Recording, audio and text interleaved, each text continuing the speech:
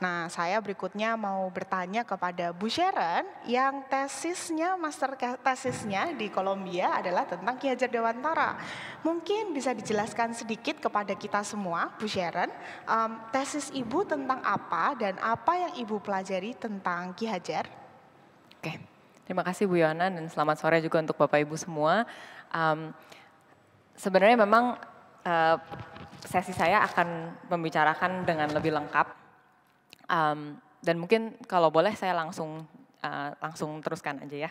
Jadi saya memang mendalami ini sebagai tesis saya pada saat saya mengambil gelar magister saya di Columbia University di bawah bimbingan Profesor Michael Henshet Hansen. Dan di sini fokus yang saya lihat dari Ki Hajar Dewantara dan yang hari ini akan saya bagikan kepada Bapak Ibu sekalian bukan betul-betul secara langsung tentang bahwa Ki Hajar Dewantara sebagai Bapak Guru. Tapi justru hari ini saya akan lihat mungkin dari perspektif lain, ada banyak sekali peran-peran yang Ki Hajar ambil dan salah satunya adalah, dan yang menurut saya paling penting adalah Ki Hajar adalah seorang pejuang. Nah, mungkin saya akan mulai dengan pertanyaan begini dulu. Kalau Bapak Ibu mendengar kata pendidikan dan kemerdekaan, apakah langsung secara organik bisa rasanya menyambung? Atau mungkin enggak juga. Dan Ki Hajar Dewantara mencoba untuk menjawab pertanyaan ini. Apa itu kemerdekaan dan bagaimana seseorang bisa merdeka? Tapi selain itu juga apa hubungannya pendidikan dan kemerdekaan? Dan yang akan saya tekankan di dalam sesi berikut ini adalah bahwa pendidikan adalah penunjuk jalan atau panutan menuju kemerdekaan. Next slide-nya juga, bahwa Taman Siswa merupakan sebuah panutan atau model Indonesia Merdeka. Tercermin dari prinsip-prinsipnya. Maka dalam sesi ini saya akan coba bicarakan itu. Dan juga setelah itu saya akan berikan satu studi kasus. Studi kasus ini saya ambil langsung dari peristiwa yang betul-betul terjadi di Taman Siswa. Dan dari sini saya bisa lihat, saya akan coba ajak Bapak Ibu untuk melihat bagaimana prinsip-prinsipnya yang tercermin ini tentang Indonesia Merdeka bisa dilaksanakan dan juga bisa dilihat oleh society pada saat itu. Nah, jadi pertama saya akan mulai dari cerita bahwa ada persimpangan jalan. Persimpangan jalan ini terjadi pada tahun 1919. Saat ini Suwardi Suryaningrat baru pulang dari Belanda setelah 6 tahun diasingkan di Belanda. Beliau adalah seorang jurnalis, pembicara, ketua redaksi, dan juga saya bisa bilang kurator seni Indonesia. Karena pada saat itu ada banyak sekali orang yang tertarik di Belanda tentang seni Indonesia, khususnya seni Jawa, dan tidak banyak resource. Maka Suwardi Suryaningrat banyak mementaskan, dia juga banyak mengorganisasi kegiatan-kegiatan yang berhubungan dengan seni. Nah, pada saat Suwardi Suryaningrat pulang di tahun ini, beliau kembali menjadi jurnalis. Dan pada saat dia mulai menulis, dia kembali menulis hal-hal yang tajam. Seperti waktu beliau menulis Andaikan Saya Seorang Belanda. Maka kembali artikelnya itu diangkat, dilihat, dan dia dimasukkan ke penjara setelah beberapa bulan. Setelah selesai dari penjara, akhirnya Suwardi, saat ini masih namanya Suwardi ya, masuk ke sekolah untuk menjadi guru. Di saat ini dia bertemu sama yang namanya Paguyuban Selasa Kliwonan. Paguyuban Selasa Kliwonan ini ada 9 orang. Mereka bertemu sekitar sebulan sekali, 35 hari.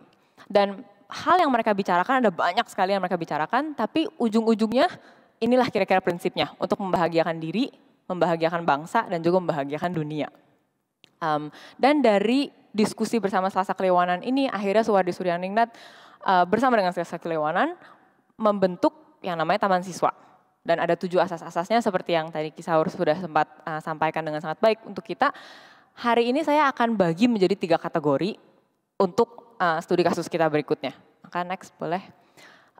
Jadi ini 7 asas-asasnya, saya akan bagikan menjadi 3 kategori. Jadi kategori pertama adalah untuk prinsip 1, 2, dan 7 juga termasuk. Yaitu kemerdekaan secara individu, kemerdekaan secara diri sendiri. Jadi apa itu kemerdekaan mengatur diri sendiri, punya kebebasan, tapi kebebasan ini harus di bawah kebebasan bersama, hidup tertib damai bersama. Dan juga nomor 2, anak merdeka lahir dan batin. Jadi Ki Hajar Dewantara selalu bilang, kalau anak mau betul-betul merdeka, mereka bukan dikasih tahu harus mikir apa, tapi mereka mencoba untuk mencari tahu apa yang paling baik, apa yang adalah menjadi pengetahuan, dan juga harus diolah jiwanya, batinnya, raganya, semua. Ya, dan yang 7 juga pengabdian penuh kepada sang anak. Jadi guru juga diberikan, menurut saya itu kemerdekaan ya, untuk boleh mengabdi secara penuh untuk anak. Lalu yang nomor 2, jadi itu kategori pertama. Sekarang kategori kedua adalah tentang kemerdekaan secara identitas bangsa. Jadi nomor 3, nomor 4. Jadi nomor 3 di sini orientasi sesuai budaya sendiri. Maksudnya adalah kurikulum yang ada di Taman Siswa. Semuanya akhirnya kembali lagi kepada budayanya apa. Dan budaya ini maksudnya apa? Misalnya contoh yang saya berikan. Salah satu hal yang menurut saya cukup menarik. Ada saat-saat tertentu aktivitas antara anak laki-laki dan anak perempuan itu dipisah. Dan Ki Hajar misalnya bilang begini, anak perempuan jangan mengikuti aktivitasnya noni-noni Belanda, tapi kamu punya aktivitas sendiri. Bukan karena bilang bahwa Belanda itu jelek dan seluruhnya jelek, bukan. Tapi bahwa kamu sebagai anak perempuan Indonesia punya kodratmu, dan kodratmu itu apa? Itu yang coba untuk ditumbuhkan. Itulah namanya yang prinsip nomor 3 ini, untuk mencari apa yang memang betul-betul budaya sendiri, balik kepada budaya sendiri. Nah, lalu yang keempat ini cukup menyambung, yaitu pemerataan pengajaran untuk sebagian masyarakat terbesar. Jadi bukan memfokuskan kepada hanya untuk kaum elit yang kecil, tapi semua orang mendapat kesempatan untuk boleh berpendidikan. Jadi ini juga cukup radikal, karena di saat itu Belanda memilih untuk memberikan beberapa kelas boleh sekolah, tapi yang lain tidak boleh sekolah. Justru di sini ditekankan bahwa semua orang boleh mendapatkan pendidikan, dan lewat pendidikan itu maka rakyat akan menjadi lebih kuat. Karena kekuatan bangsa terletak pada kekuatan rakyatnya. Nah, yang terakhir adalah kategori nomor 3. Kategori nomor 3 ini tentang kemerdekaan secara finansial, tapi menurut saya ini bisa juga kita tarik sebagai kemerdekaan untuk memegang teguh prinsip. Jadi nomor 5 dan nomor 6, bantuan tidak boleh mengurangi kemerdekaan lahir dan batin, ini bantuan secara finansial. Dan juga nomor 6, bahwa sebisa mungkin Taman Siswa, semua guru-guru yang ada mencoba untuk membentuk sistem untuk mengusahakan sendiri. Jadi ini diambil dari pada saat dulu Suwardi, pada saat di Belanda, ada banyak sumbangan yang akan diberikan kepada dia, tapi dia tolak. Karena dia bilang apabila ini akan membuat kesempatan saya untuk memegang prinsip saya dengan teguh itu terganggu, saya harus tolak. Jadi itulah ya. Maka next, ada 3 kategori prinsip Taman Siswa seperti yang saya bilang tadi. Kayak kemerdekaan dalam sekolah atau kemerdekaan secara diri sendiri, lalu kemerdekaan dalam identitas bangsa, dan juga kemerdekaan secara finansial. Reaksinya apa? Jadi saya bisa lihat ada 2 reaksi pada saat itu. Ada kritik terhadap kualitas pengajaran dan juga lulusan sekolah, dianggap apa betul Taman Siswa akan bisa membentuk orang-orang yang betul-betul siap kerja atau betul-betul berguna secara bisa bekerja gitu ya, untuk saat itu untuk banyaknya untuk bekerja bersama Belanda. Lalu tapi di sisi lain ada juga banyak sekali orang yang percaya sampai dalam 8 tahun telah berdiri 52 sekolah Taman Siswa di Pulau Jawa dan Pulau Sumatera. Nah, berikut ini saya akan masuk ke dalam studi kasus. Studi kasusnya ini akan mencoba untuk melihat bagaimana reaksi ini berdua akan menjadi bersama-sama lagi gitu. Jadi mereka jadi punya reaksi yang sama. Nah, maka studi kasusnya adalah tentang ordonansi sekolah liar. Saya mungkin terangkan dulu, sekolah liar ini termasuk namanya saya bisa definisikan sebagai sekolah yang tidak menerima dukungan secara finansial dari Belanda. Maka kalau dukungannya tidak diberikan dari Belanda, maka mereka punya kebebasan untuk memilih prinsip seperti apapun. Jadi ada banyak sekolah liar, bukan hanya Taman Siswa, tapi Taman Siswa termasuk dalam sekolah liar. Dan ordonansi ini mengatakan bahwa ada sebuah regulasi untuk sekolah ini mesti punya sertifikasi, dan sekolah ini juga mesti punya, semua gurunya juga harus disertifikasikan untuk boleh melakukan kegiatan belajar mengajar. Tapi pada saat didalami lagi, kita bisa lihat bahwa di pasal-pasalnya itu tidak jelas regulasinya itu bagaimana mendapatkannya, guru-guru seperti apa yang dianggap cakap mendidik, dan juga lembaga-lembaga ini bagaimana caranya harus menjadi cakap untuk mendidik. Maka oleh karena itu Ki Hajar Dewantara bersama dengan Taman Siswa menulis sebuah telegram, dan telegram ini diberikan kepada Belanda. Dikatakan di sana bahwa karena hak orang Indonesia memilih pendidikan sedang dibatasi, maka Ki Hajar bersama dengan Taman Siswa akan mencoba untuk melawan secara pasif selama-lamanya, selama-lama yang mereka bisa sampai ada hasilnya, ya. Dan juga saya akan ngomongin sedikit tentang perlawanan secara pasif, tapi sebelumnya saya mau teruskan dulu bahwa setelah itu yang terjadi adalah Belanda datang kepada Taman Siswa dan mengatakan bahwa Taman Siswa tidak harus ikut serta dalam ordonansi sekolah liar ini. Dianggap Taman Siswa adalah sekolah yang baik, jadi tidak perlu. Tapi sekolah liar yang lain tetap harus mengikuti regulasi ini. Maka kata Taman Siswa, walaupun diberi keringanan, tapi kebijakan ini tetap harus ditolak. Karena tetap saja, seperti yang tadi dibilang, hak orang Indonesia memilih pendidikan itu yang sedang dibatasi. Oke. Nah, dari sini boleh next. Saya akan diskusikan dulu tentang perlawanan secara pasif. Jadi perlawanan secara pasif ini apa? Jadi setelah telegram itu di-issue, lalu Ki Hajar menuliskan kembali sebuah artikel. Dan artikel itu dimuat di salah satu majalah Taman Siswa. Di sini perlawanan secara pasif itu dia terangkan dengan seperti ini. Ada dua pihak. Pihaknya adalah pihak Belanda dan pihak Indonesia. Dapat kita lihat bahwa pihak Belanda ini jauh lebih kuat dari segala sisi dibandingkan pihak Indonesia. Maka tidak mungkin Indonesia langsung secara frontal melawan Belanda. Nggak mungkin menang. Tapi justru yang Ki Hajar coba untuk sampaikan adalah bahwa dengan perlawanan secara pasif, tetap menolak apa yang memang sedang dipaksakan kepada mereka, itu akan tetap menggoyahkan. Nah, di sini saya mau lihat bahwa prinsip-prinsip Taman Siswa itu sangat jelas terlihat dari pilihan yang dipilih oleh Ki Hajar Dewantara ini untuk melawan secara pasif. Pertama adalah mengerti identitas dan kekuatan bangsa. Dan khususnya untuk sini adalah sebenarnya kekuatan identitasnya Taman Siswa pada saat itu.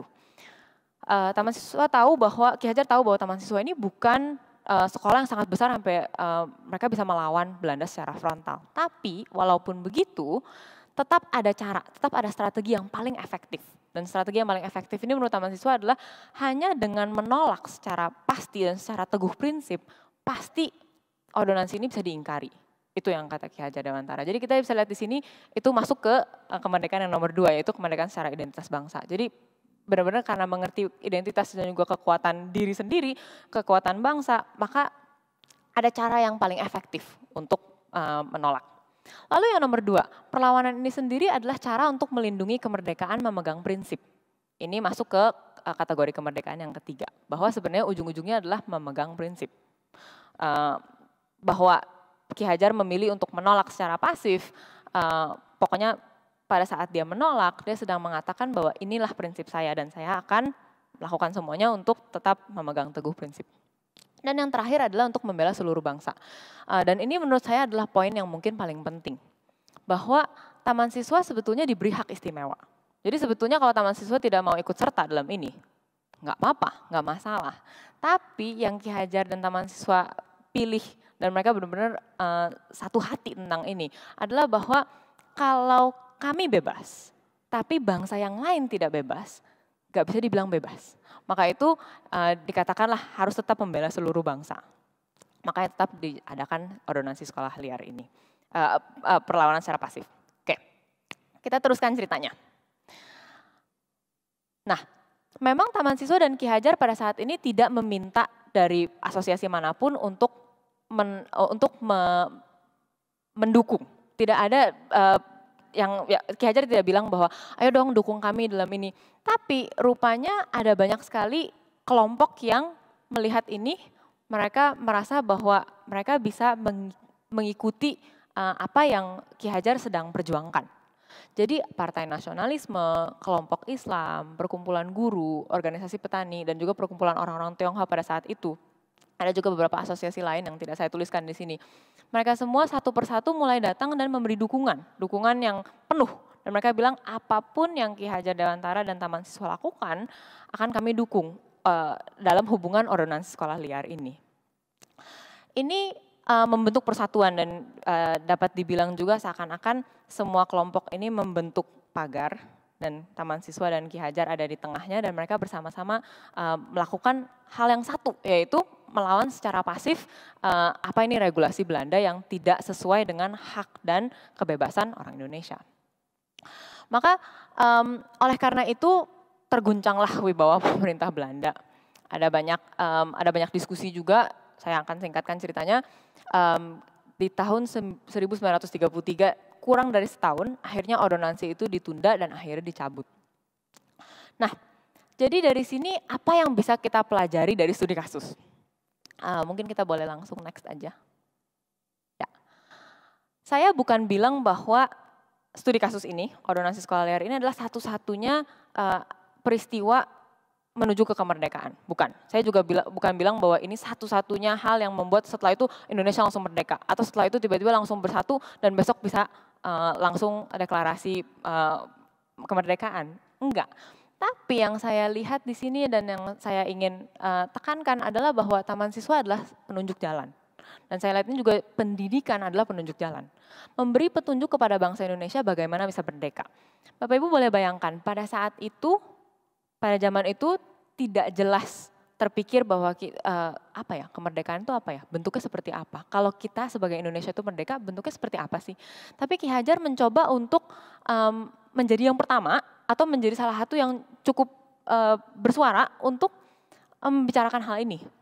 Jadi kita lihat juga di sini, dengan menentang secara diam-diam, itu karena identitasnya jelas, maka mereka memberi petunjuk.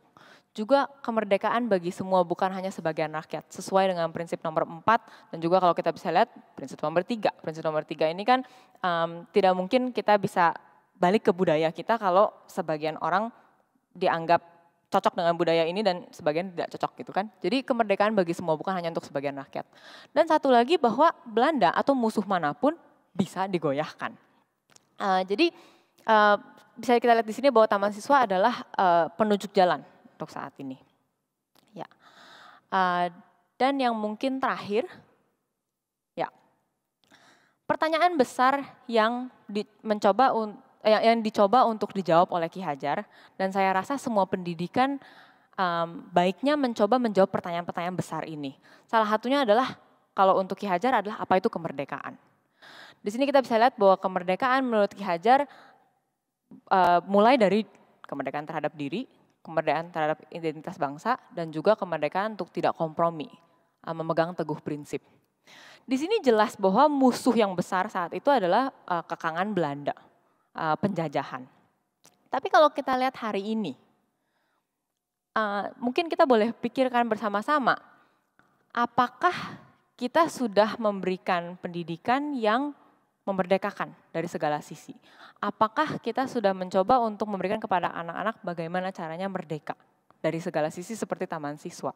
Atau apakah kita mungkin masih membiarkan anak mencari jalan pintas, membiarkan anak-anak lebih senang sama identitas bangsa lain, atau mungkin lebih senang melihat hal-hal yang berbau orang lain dan tidak memikirkan kayak identitas kita sendiri apa, gimana caranya kita memegang teguh prinsip kita. Jadi mungkin itu boleh menjadi perenungan kita bersama-sama.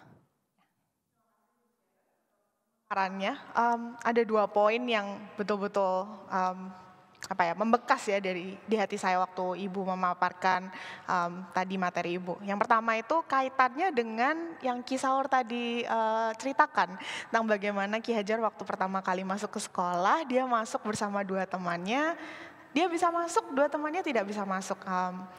Ini tadi ya ada pembedaan itu. Taman Siswa juga, Taman Siswa diberi pengecualian tapi sekolah lain tidak. Dan Ki Hajar ini orangnya punya prinsip banget, sangat memegang teguh prinsip. Dia tidak mau kalau selamat ya udah aku selamat aja sendiri gitu, yang lainnya nggak usah. Tapi dia betul-betul seseorang yang tidak egois ya. Dia mementingkan kepentingan orang lain, mementingkan kepentingan bangsanya. Dia pengen kalau kita merdeka sama-sama. Kalau kita menang sama-sama. Kalau kita masuk sama-sama. Itu satu hal yang sangat sangat bisa dikagumi dari sosok Ki Hajar.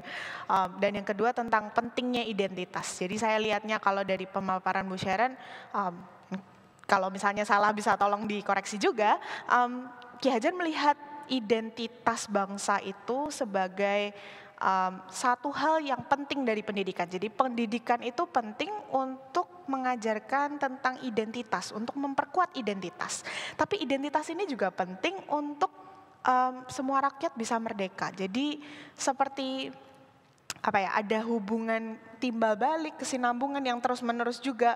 Kalau kita tidak merdeka, kita tidak punya identitas. Tapi identitas ini juga perlu untuk kita bisa merdeka. Dan pendidikan ini menjadi salah satu cara yang paling penting di mana kemerdekaan itu bisa dicapai dengan lewat diberikannya pendidikan. Gitu. Ya, betul. Mungkin saya tambahkan sedikit, saya juga udah ngomong sih tadi, tapi betul memang seperti yang Bu Yohana bilang tadi, bahwa Ki Hajar selalu bilang kekuatan rakyat atau kekuatan sebuah bangsa itu terletak pada kekuatan rakyatnya. Jadi kalau mau merdeka, kalau mau punya identitas yang kuat, pertama-tama semua rakyatnya ini harus merdeka dulu. Dan merdekanya bukan cuma secara bangsa, tapi merdeka dari dalam diri. Oke, terima kasih Bu Sharon untuk pemaparannya.